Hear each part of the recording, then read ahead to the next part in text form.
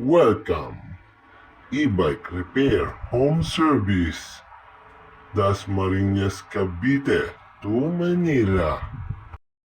Yan, good morning. Andito tayo, meron tayo isang customer ngayon ng e-bike. Ayan o.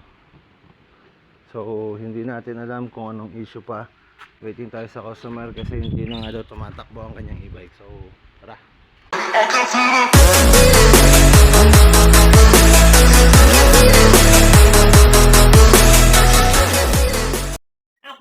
konting montage lang dyan.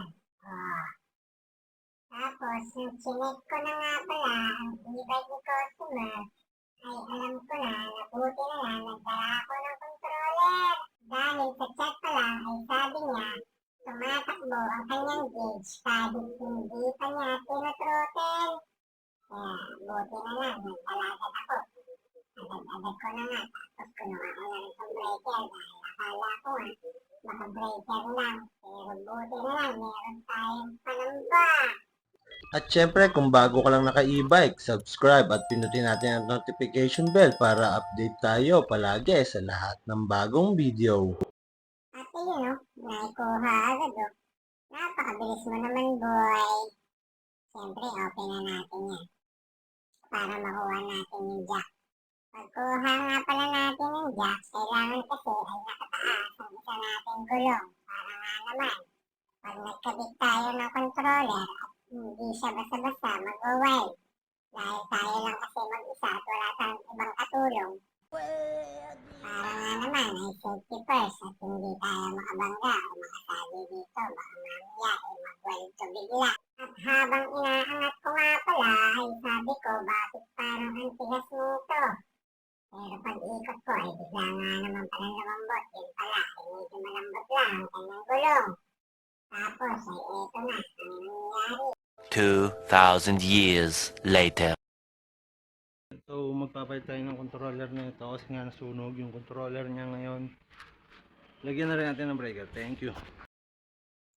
At agad-agad natin pinagalan ang ating paggawa dahil nga naman baka lumabas si customer at mapaisip na maglabas ng merienda.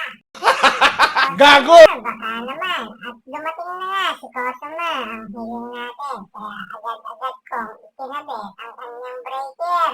At tapos sinunod ko na rin ang kanyang controller kahit na may mga sunog-sunog yung iba. Nai-repair na agad natin kaya ito na ang finish natin. Ang dati nga pa niyang controller ay 500 at pineta na natin ng 800 watts kaya mas malaki siya. Siyempre, mas mabilis ang kanyang ikot dahil nga mas mataas na watts. At pagkatapos ay pinatesting agad natin kay customer. Para nga naman kung medyo mabilis ay ating mabagalan ang kanyang e-bike dahil medyo matagal niyang hindi nagamit to. At naglabasan na nga pala silang lahat. Yung pagbalik ni customer ay nakita nila at excited silang lahat. Thank you po, thank you. Yung e-bike ni Madam okay na. So, maraming salamat. Legit, Thank you legit. po. Welcome back mga ka-e-bike. Welcome back tayo. Welcome back ha. So, sorry ha. Nandito ako. Sumilong nga muna ako ngayon. Marami nag-PPM sa akin. Shoutout nga pala sa mga tropa natin. Mga quality, mga tropan technician. So, thank you sa inyo. Gawin lang natin lahat ng mga kailangan natin gawin. Huwag tayo man lamang. Maraming salamat sa inyo. Thank you. Marami tayong tropa. Sa lahat ng mga gustong gumawa, go nyo lang yan, ipagpatuloy nyo lang yan, kayang-kaya nyo yan. Always, tanong lang kayo sa mga mas nakakaalam.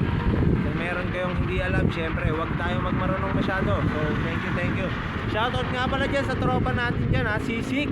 Syempre, nag-shoutout. Nasa lubong ko kanina, hindi lang natin na-videoan. Thank you. Shoutout nga pala dyan sa tropa natin dyan, si Sam Jean, nandiyan dyan din. Ronald, thank you sa inyo. Always, naalagaan nyo lahat ng mga tropang e-bike natin dyan. Shoutout nga pala sa mga taga-Tansa. Nandiyan dyan na. Huwag na kayong lumayo. Nandiyan dyan na yan. Hindi na kailangan lumayo. Pwede nyo nang puntahan. Nandiyan dyan lang yan sa Bagtas syempre. So, tropa. Wala nang iba. Ikaw na yon. Tropang old school e-bike. Nandiyan dyan lang po yan. Malapit sa elementary school ng Bagtas. Thank you. And then shoutout nga pala yung mga taga-Bacoor syempre. Mga taga-Bacoor dyan, mga gusto magpagawa, nandiyan dyan sa Salinas. So, kay Boss Wilmer, Miranda, thank you. Nandiyan lang yan. Quality, sobrang mura ng pyesa, sobrang mura ng e-bike. Wala na kayong ibang hahanapin, nandiyan na lahat yan. And then shoutout yung mga taga GMA, syempre. Mga taga GMA natin dyan, huwag na rin kayong lumayo, nandiyan na yan. Nilalapit na natin sa inyo lahat ng mga gagawa. Shoutout nga pala dyan kay Braki, Pops Braki, ikaw na gumawa dyan, syempre, alam mo na yan, quality. Lahat ng mga may sira yung e-bike dyan, or gusto nyo iparepent yan, yung kakaiba, syempre, yung galing sa Mars, nandiyan na yan.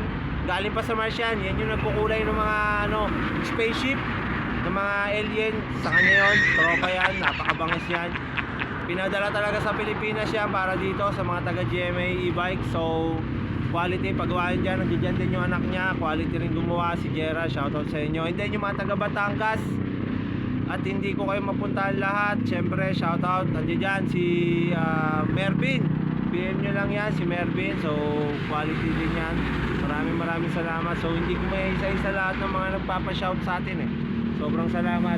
Nagpahinga lang ako konti at may pupuntahan pa akong isang e-bike. Thank you.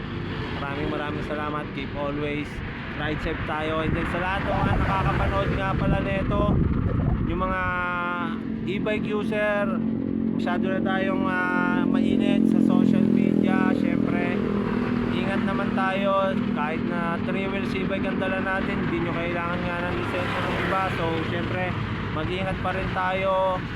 Always, sana wag tayong maging barumbado sa kalsada, yung mga naka-e-bike na. Siyempre, shoutout nga rin pala dun sa mga mga ka-e-bike natin, yung mga e-bike user.